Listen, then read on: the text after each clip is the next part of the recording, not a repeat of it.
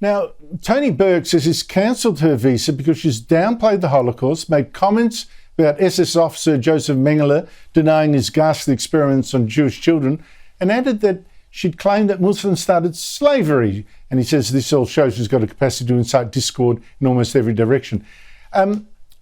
Damien, has he made the right call in banning her? Absolutely not, Andrew. I think it's a massive and weird and bizarre overreaction that reflects the kind of hyper paternalistic nature of Australian government, the nanny state that we've become. How pathetic are we if we want to ban a Catholic mother of three from entering our country just because she's got some very wacky views? I did have the opportunity to speak to Candace on the other side a month or so ago. She says that those quotes have been taken out of context and been and not what, she wasn't speaking about the whole Jewish community. I personally believe she's gone down some pretty weird rabbit holes lately. She was a great champion of conservative causes. I hope she comes out of those rabbit holes. But to extrapolate that to a point where you think that she should be banned from Australia, how weak, how much trouble are we in? How bad is our society under Albanese that we can't withstand a Catholic mother of three coming to our country and saying some nutty stuff? And why is it that Australians have to be treated and infantilized like children, that the government seems to think that it has to step in and can't let us make up our own minds about what we think she's saying that's wrong or what we think she's saying is right? This is just an example of just how far we've fallen, I think, and it really disturbs me. I was away for 20 years. I've been back for 4. And in the 4 years I've been back, I've seen the Australian government ban people with Australian passport holders from coming home to their own country. I've seen people being banned from leaving the country. I've seen borders within our country, state borders, people not being able to go and visit their dying relatives. I mean, what has happened to our country? How weak are we? And when is this nonsense going to stop? Stephen, I do not buy for a second Candace Owens saying the quotes were taken out of context. They've actually shown you the context of one of the weirder things that Israel was started by people pretending to be Jews but actually being a child sacrifice, all the old anti-Semitic tropes. And she said other things like, Hitler was, Stalin was a Jew and all this kind of... She is nutty and she's spreading really nasty, vile rumours and waving around the thing, but I'm a Catholic mother, which she so often does, cuts absolutely no ice. It's just, hiding behind the church, and the church wouldn't accept this. Yet, I'm uneasy about banning her. Should I be? Absolutely. I mean, as Damien said, this is a disgraceful decision that the Labor government has made, and the Liberal government should not be, the Liberal Party should not be going along with it.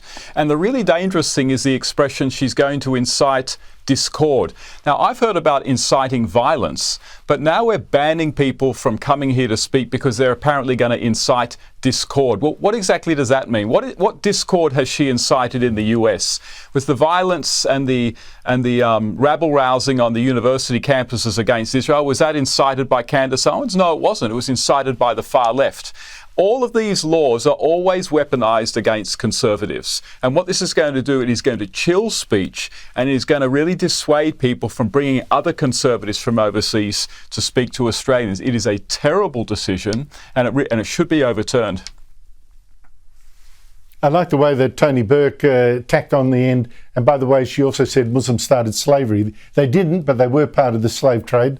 Absolutely. But no, they didn't start it. But it's interesting that of all the things she said, he plucked out that one as well.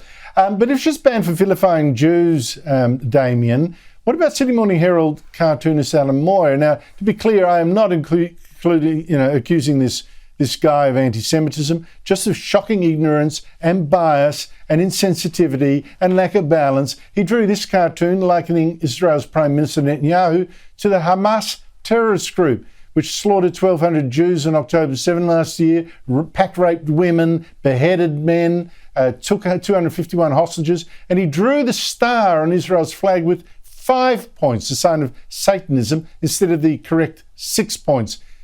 What does this tell you?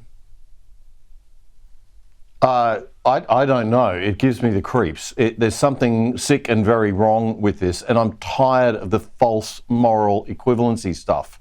We need to stop it. Drawing a parallel, an equivalency between Benjamin Netanyahu, the leader of a state, the leader of the State of Israel, which is a friend of Australia, which is a liberal democracy, the only one in the region, to draw a parallel between him and a terrorist organisation of ratbags like Hamas or Hezbollah or any other terrorist organisation is unconscionable and obscene and wrong. And this idea that somehow when we have this moral equivalence, we're somehow being clever and enlightened and insightful. Enough. It's ridiculous. You're right. It is sick. Stephen Trevura, Damen Curry, thank you both for your time. That's it from me. Coming up now, Sherry Markson. Good night.